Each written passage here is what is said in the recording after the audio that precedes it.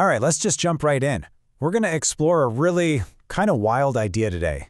What if music isn't just art? What if it's not just entertainment? What if it's a fundamental language that actually describes the universe itself?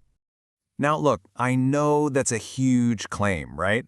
We're so used to thinking of music as, I don't know, emotional wallpaper, something that just sets the mood. But this idea challenges us to take it seriously, to see it as a literal, descriptive system, every bit as powerful as math or spoken language. So that's the million-dollar question, isn't it? If music is describing reality, what part of reality is it showing us? What is it telling us that we can't seem to get from anywhere else? Well, let's find out.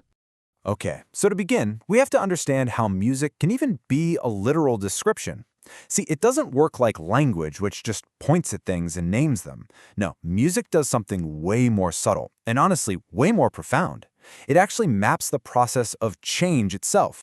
And this right here is the key distinction. Language is fantastic for things that just sit there. It puts labels on them, a tree, a rock, a chair. But music, music is built for things in motion. It's built to map dynamic change.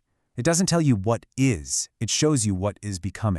So let's build on that a little. Let's actually put these two systems, music and language, side by side.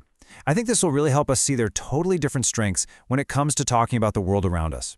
And when you lay it out like this, the differences just pop. Language uses these separate, clean symbols to make statements of fact. Is something true or false? But music is all about continuous flow. It's about building expectations over time and finding meaning in relationships.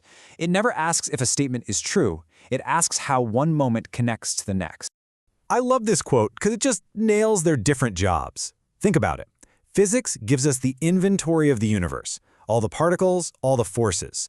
But music gives us the pattern of how all those things interact, how they evolve, and how they transform through time. So if music really is a language, then how do we read it? How do we speak it?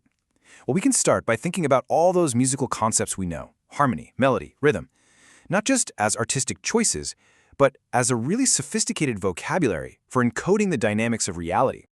Okay, let's do a quick fire round. Let's start with a big one, harmony. We all know what it sounds like, but in this new framework, what is it actually describing? You can think of harmony as basically physics that you can hear.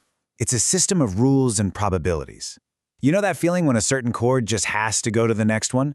That's not just an emotion. It's following a structural law, almost like a kind of musical gravity. It's a map of an energy landscape. All right, next up, dissonance. We usually think of this as, a mistake, something that sounds ugly or wrong. But what if it's not a mistake at all? What if it's actually crucial information? See, dissonance isn't an error, it's data.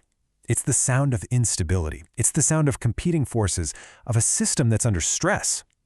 And that's the unique power of music. It can model that conflict and pressure directly, letting us experience it without needing a single word of explanation.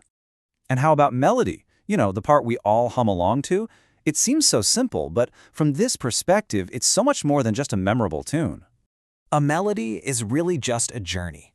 Think of it like a path being taken through a whole landscape of possible notes, where every single choice you make is limited by what came before and shapes what can come next. So, a single melodic line is actually a super compressed record of one trip through a whole universe of possibilities. Okay, let's switch gears for a second to something a lot more visceral: rhythm. And this quote says it all, right? Its power is that it connects with us physically. It completely bypasses all that intellectual stuff. This is such a cool idea.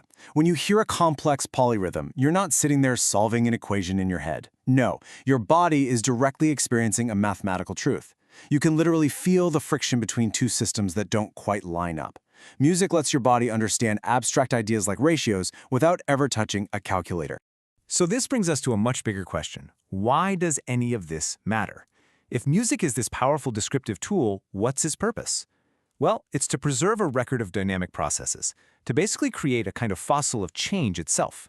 And being able to preserve that kind of knowledge would have had a massive impact. To really let this idea sink in, we have to ask the big evolutionary question. Why in the world would developing this system give our ancestors a crucial advantage for survival? Because it turns out that understanding music is like a training ground for skills that are critical for survival. The ability to predict what's coming next, to get in sync with a group emotionally and rhythmically, to notice when a pattern is broken. These are exactly the skills that help a tribe hunt together, work together, and ultimately survive together. And here's exactly how that knowledge got passed on.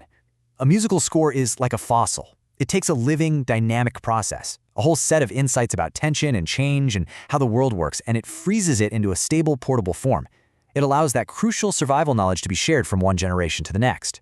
So now let's get to our final section. This is where this idea gets pushed to its most profound, and you know what, maybe even its most unsettling conclusion. We tend to just assume that our main languages, words and math, are the best tools for describing the universe. But what if they aren't the only ones? What if the universe has its own native language, one that we've been hearing all along without even realizing it? And this is the final, powerful thought. Maybe music isn't a human invention at all. Maybe it's a discovery. The universe moves in patterns of harmony, rhythm, tension, and release.